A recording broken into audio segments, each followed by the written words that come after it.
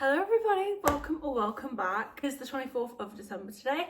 I'm taking time out of my busy Christmas schedule to go through my favourite books of the year with you. I've had a interesting reading year. You can probably kind of match it to the content of my channel. I just haven't posted as many videos as I did the previous year or even the previous year before that, and I also haven't been posting nearly as many reading videos because I just have not been reading as much. 2025 has just been a tumultuous year, we should say, and it hasn't left much time to enjoy reading. But instead of looking at the negatives, we're going to try and look at the positives of my 2025 reading year. I'm going to go through my top 10 favourite books. Before we even start, I will just throw out that I have not had a single 5-star this year. Is that related to the fact that I just have not been in a great mood? Probably. Could some of these books potentially be rated a 5-star if I'd read them previous years? Also, probably. But I also just have not been caring that much to rate, especially if I am enjoying a book. I'm just happy to be enjoying it. The thing that's been quite interesting to see is that even though I haven't been reading as much, my reading speed, if I'm still enjoying a book, is the same. If I'm enjoying a book, I'm still gonna finish it in 2 days. I'm hoping we will find a 5-star in 2026. I'm actually feeling a lot better, in case you were wondering. I don't have any of the books with me. I haven't written an outline for this. I've just been experiencing Christmas and stuff. I'm not gonna remember names and things like that, but hopefully you'll get the gist.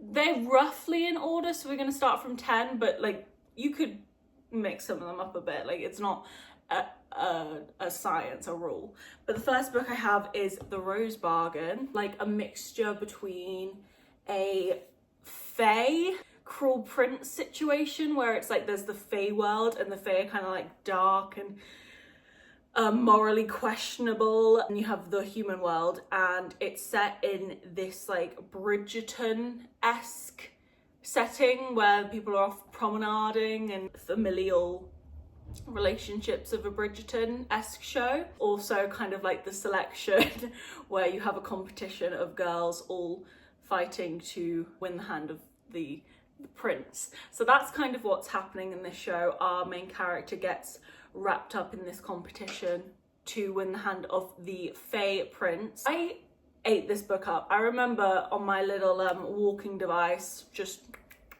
trotting along with this book, page after page after page. It was so captivating in that way that just you need to keep reading it because it has that drama element of the game show. I really like the setting of a selection-y game show situation. It's maybe a little bit juvenile because it's in what world? I mean, The Bachelor, we do The Bachelor, but in what world are we actually doing that in real life? I don't know, but it is very, very interesting. I don't remember how I felt about the characters. I remember it being a love triangle, and I remember really quite enjoying the love triangle.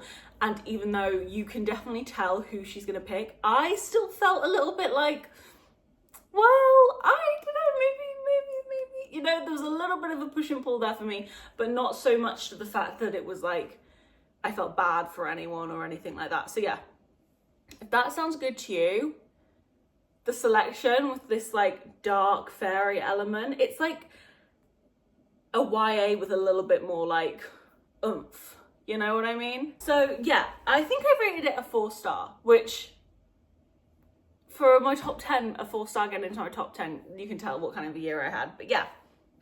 Next, we have a rogue book, and one that I've read very recently. It was Holiday Romance by, I think it's by Catherine Walsh. I'll correct myself if that's wrong. I audiobooked this, I think at the start of December, maybe even the end of November. And I listened to it all, I think, in one day. It was so good. It was just a good romance book, and I feel you really don't expect that when you're going for a holiday read, but it got me in the mood to read more holiday books, which honestly all kind of disappointed. So this one was a league of its own. It has the quality of a good romance rather than just a good holiday read. So we meet our main character, and she is living in, I think, Boston for uni or something. I think she's there for college. and she is traveling home to Ireland right before Christmas. She gets sat next to someone on the plane who she knows, and it's an uncomfortable situation. That's all I'll tell you. And it devolves into a more uncomfortable situation on the plane, and they end that flight not very happy. We then kind of move through like 10 years of flights where these two people have decided that every time they fly home for Christmas, because they both live in Boston and they both are from Ireland, so they've decided that they're going to fly home every single year together, and we kind of like see glimpses of them through the years, but the main plot of the book is from the present, and their flights have been cancelled, and our main character is desperate to get their friend home because their family really cares about Christmas. It's really important to them. It's not that important to her, but it's very, very important to her that she is able to get him home. It was so good. It just was a really, really solid friends to lover romance. I really loved the characters. It inspired me to read the next book straight after, which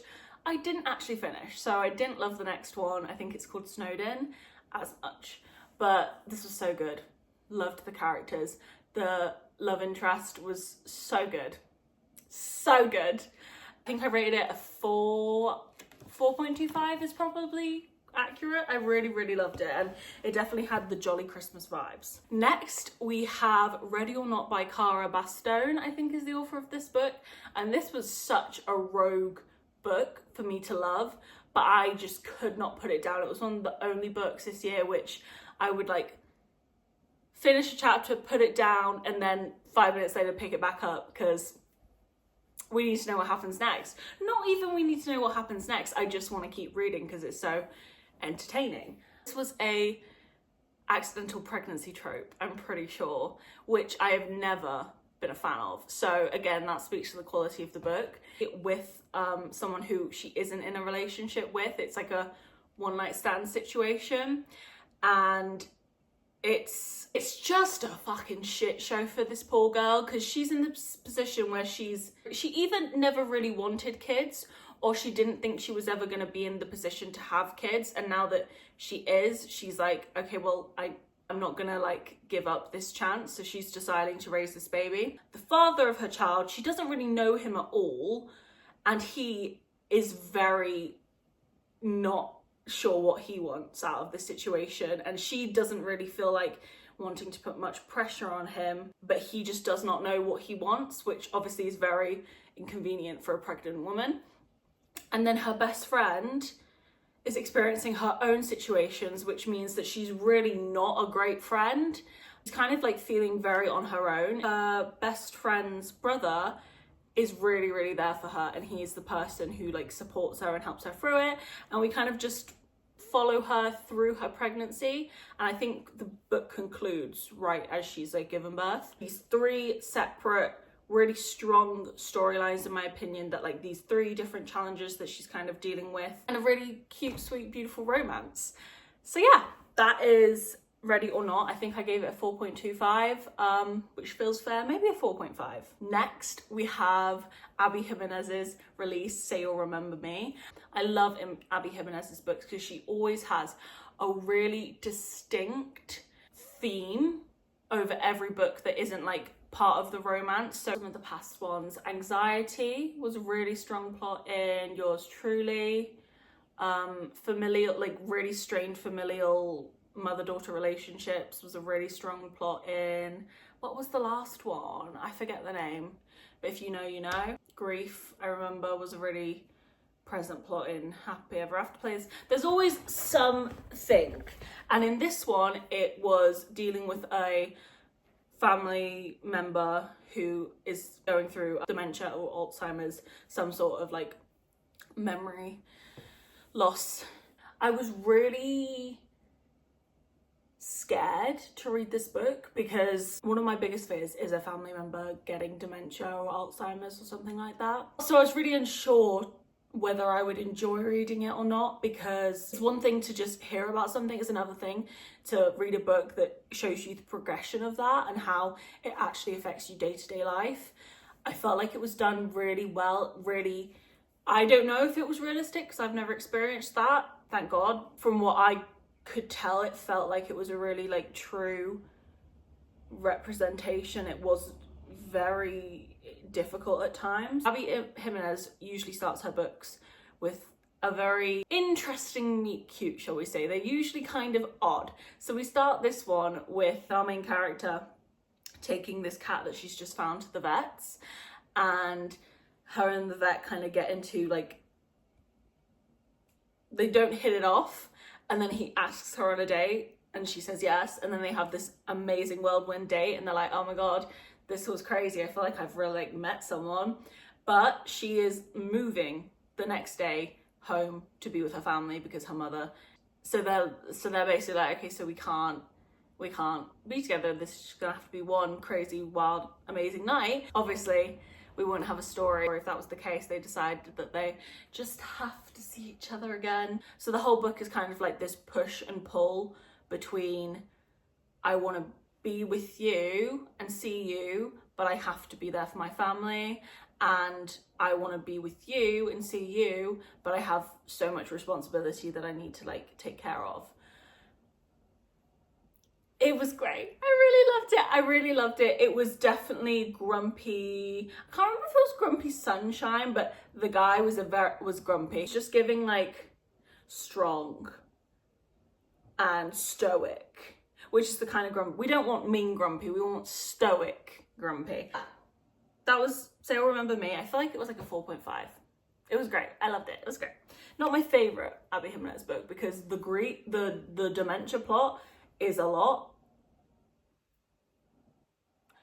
but it was still great. Next we have, and this is going to become a bit of a theme, we have From Lukov with Love by Marina Zapata. This is a book which I have been hearing about and has been on my Kindle since I first started reading back in 2023, 2022. Marina Zapata books always, I was never too sure about them. Before this year I read Culty, which I loved, but then I read Hands Down, didn't love it quite as much, and then I read The Wall of Winnipeg.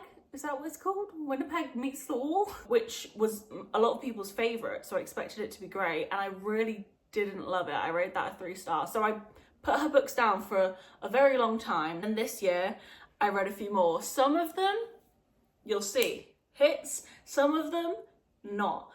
It's an odd distinction. They're either fantastic or they're terrible, in my opinion. From Lukov with Love just so happens to be a fantastic one. I loved this book. Honestly, it could potentially be higher up than it is. Like, maybe I could have done some shifting around of my Marina Zapata books on here. It was just so entertaining to read. Jasmine, I remember their names. That's how good it was.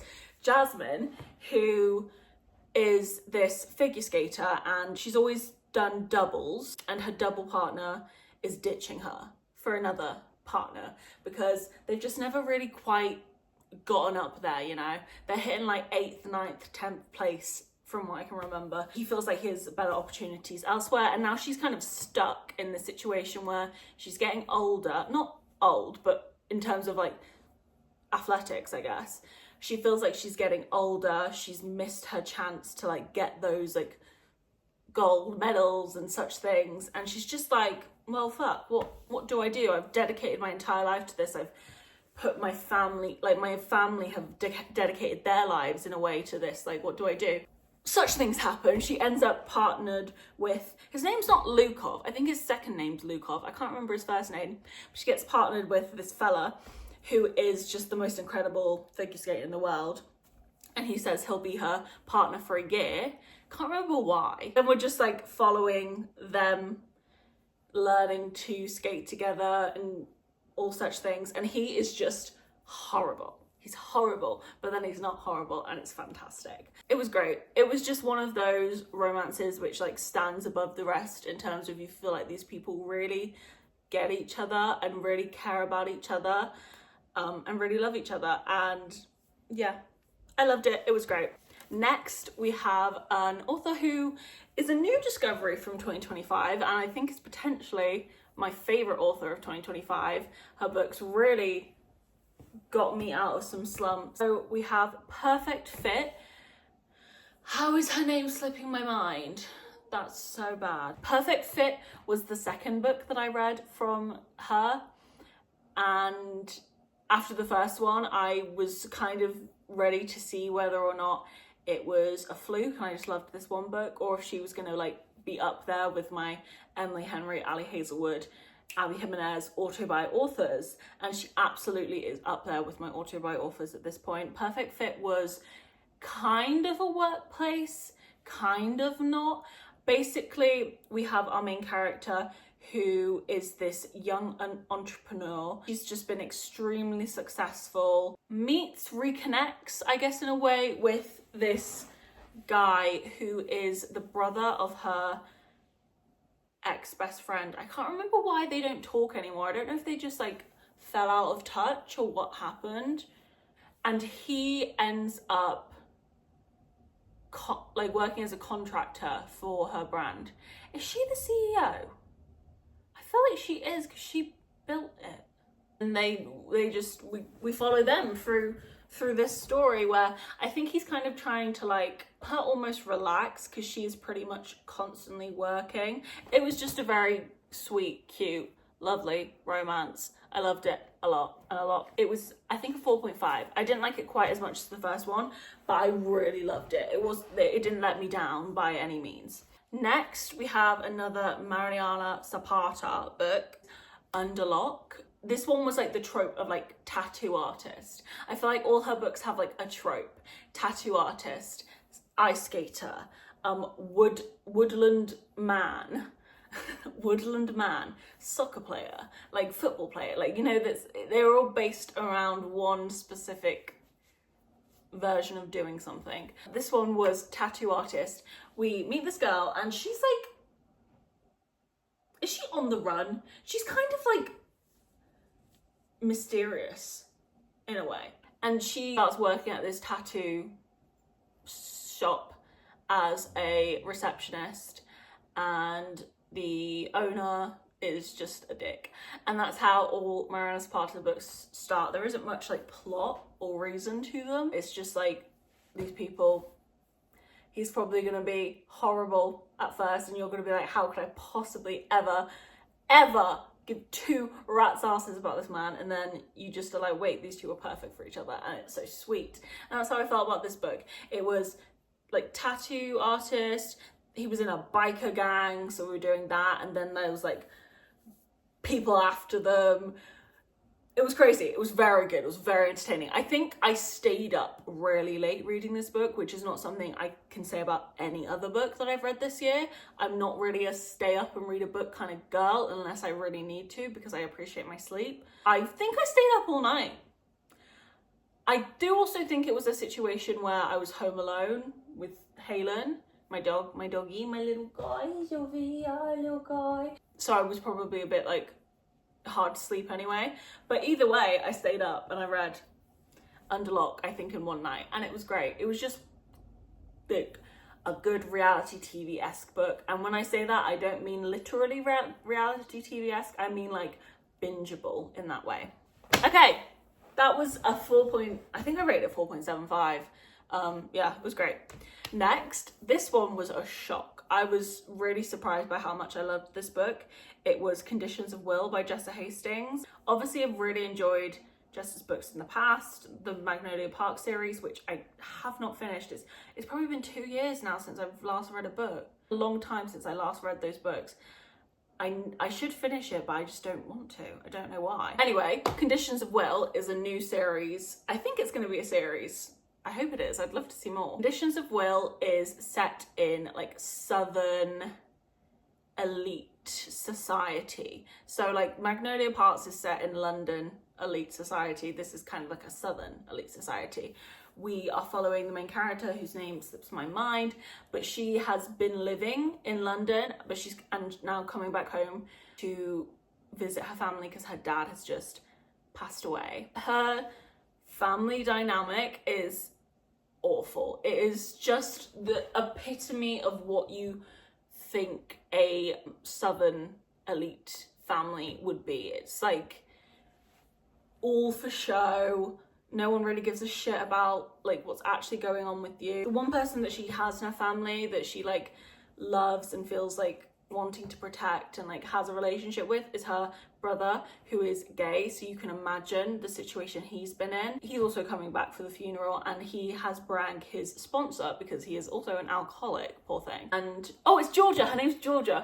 Georgia meets his sponsor, Sam, and they immediately just hit it off. They're like, oh my god, hi, I fancy you, you fancy me, this is great. All of the events and affairs that happen around this funeral, and her just experiencing her family dealing with like traumas and such things, really, really horrible. Trigger warnings. If you need trigger warnings, you should look up trigger warnings.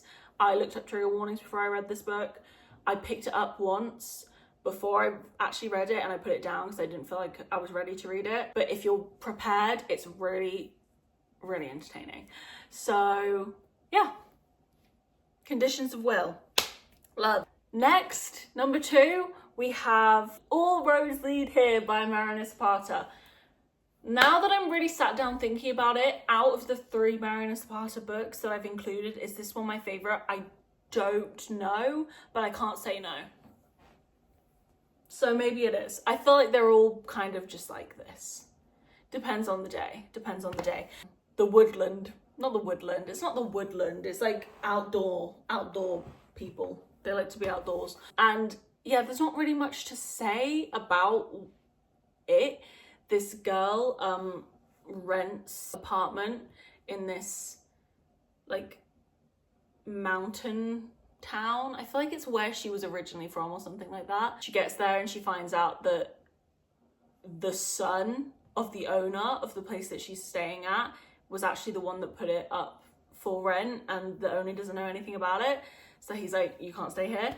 He eventually lets her stay there. We just kind of like follow her kind of trying to build this new life for herself in this town. The thing about this book which kind of like set it above the rest is that we don't just have this great relationship that she's building with this guy, who obviously is horrible to start off with, obviously, but we also have this relationship with his son that she's building, which is really, oh my god, is she famous? Do you know what? I feel like she was famous. I can't remember. In this really, really sweet, beautiful, lovely relationship with his son.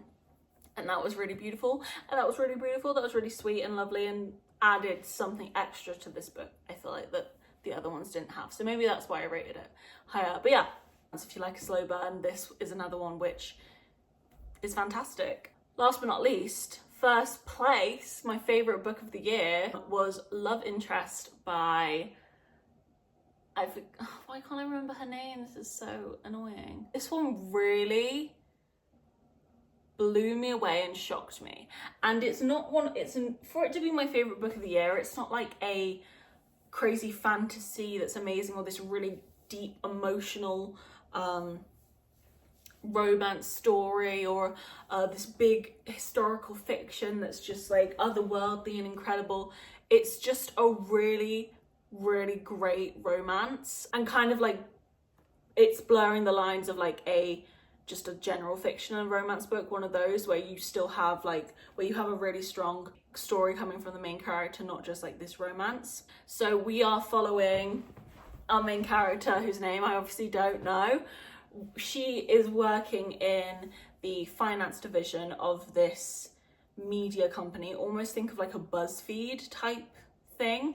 I feel like they were originally in like a magazine, but they own magazines, and they're kind of like building a online content type of situation. She works in the finance division and she is incredible at her job, but she feels this need to pursue more creative work, not because that's where her passion is, but because that's what her family does, that's what she's kind of like learned to value as she's grown up. So she feels like this like finance business job is just kind of doesn't have as much purpose as if she was doing something more creative. So a creative role opens up at this company that she works at, so she decides to go for it, and she ends up not getting the job, and the job goes to, I think, owner of the company or someone on the board of the company's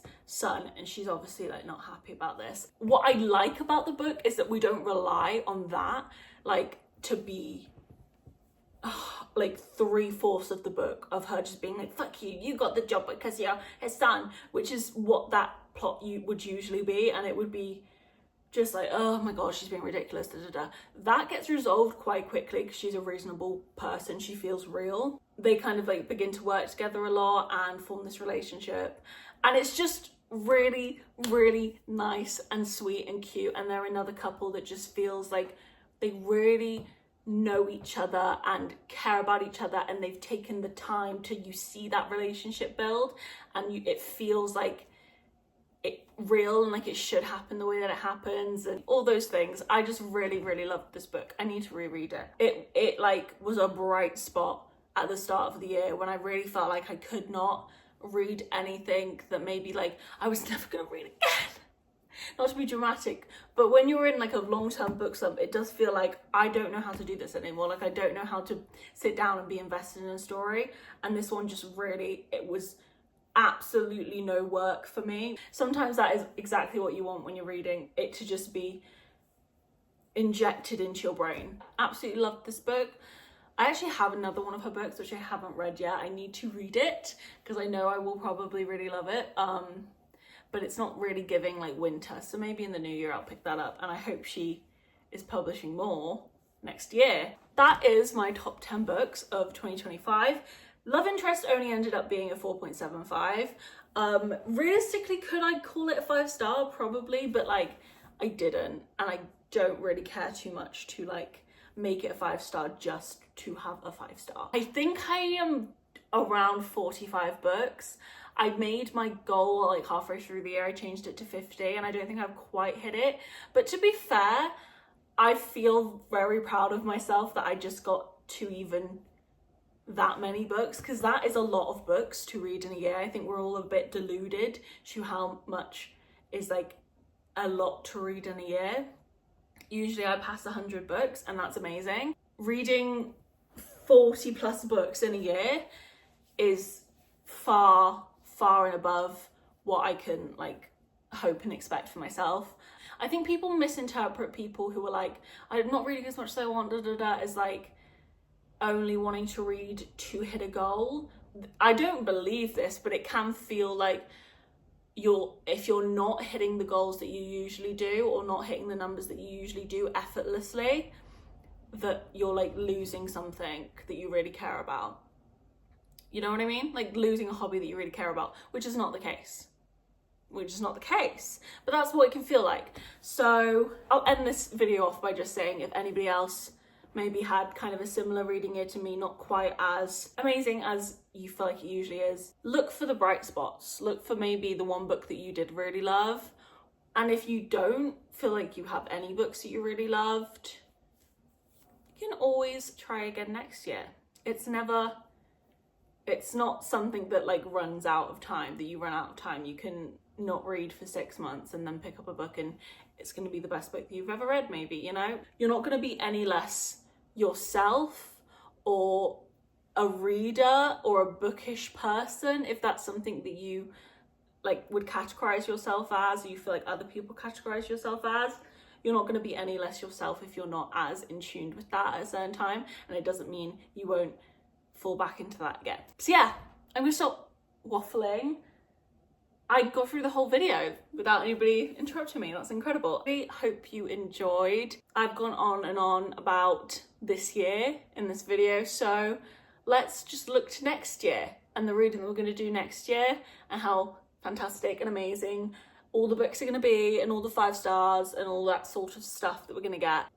Thank you so much for watching. I really, really hope you enjoyed this video and that you'll stick around, subscribe. I'm gonna have a lot more content coming in the new year. Fingers crossed. I am starting a new job, so who knows if that's gonna derail. Either way, I'll be here at some point, and I hope that you will come and watch. So yeah, thank you so much, and I will see you next time.